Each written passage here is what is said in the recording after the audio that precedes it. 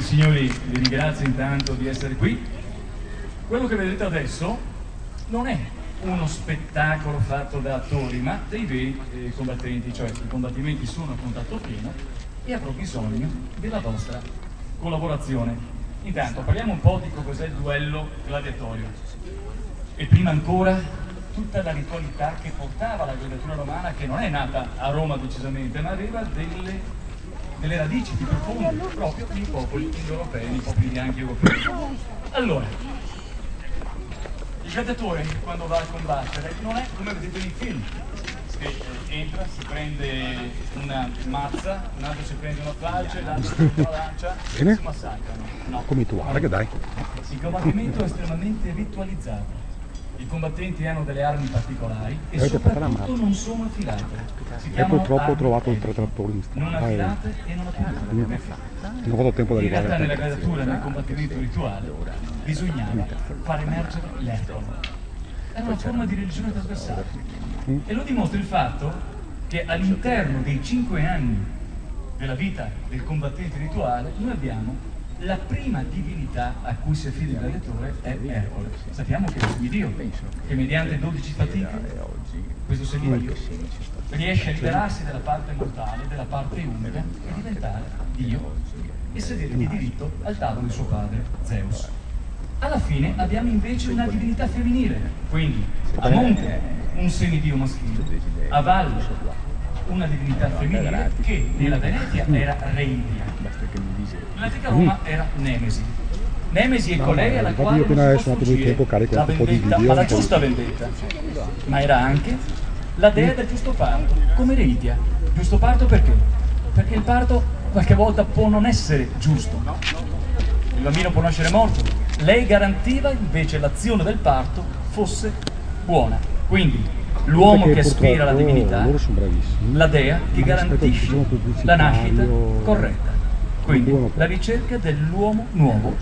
Ed è per questo che noi abbiamo capito il perché il gladiatore alla fine dei 5 anni cambiava nome, doveva cambiare famiglia, cambiare lavoro se ne aveva uno prima perché l'uomo vecchio era morto e l'uomo nuovo era nato. Ora noi cominceremo con 2 tipologie di combattimento. Il primo è antico, il più antico. Si trova nel bacino del Mediterraneo fino al 2761 a.C. in una tomba di Beni Hassan, ma lo trovi come riferimento culturale e di strascico in tutto quanto il bacino del Mediterraneo, quindi Grecia. Sono combattimenti fatti con armi di legno, di conseguenza non sarà vita e morte, ma sarà a digitum. Quando il combattente non ce la fa più, alza il dito, questo, che non ci sono confusioni, e comanderà di sospendere il combattimento. Poi i cigni del sole, altro combattimento a digito, un piccolo scudino con ancora, che sarebbe diventato poi il borbogliere nel Medioevo, con ancora un bastone di lunghezza più o meno 90 cm, quello che appare nelle varie rappresentazioni che noi abbiamo sotto mano, e poi i combattimenti per vita e morte. E qui avrò bisogno del vostro aiuto. Quello che facciamo sempre quando spieghiamo, tutti sapete nell'antica Roma com'era la simbologia della vita e morte, no? I film che abbiamo visto, com'è vita? Se non trovano niente, non vengono. Vero? E morte? Però questa è un'invenzione hollywoodiana. In realtà non c'è nessun testo che riporti questo, però era molto coreografico. In realtà il segno per la morte è questo. Il pollice rappresenta il visto anche proprio su certi fondi di ragazzi dicevano, ma ci sono foto della festa dell'iniziativa, gladio si esposto, trovano, ti dico, discutono, vengono, vedono, vita si interessano.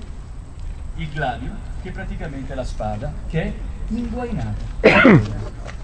Poi, se pensate bene, lo facciamo notare sempre nei nostri spettacoli, questo gesto non è diverso da quello di nostri genitori, vero? Siete becco?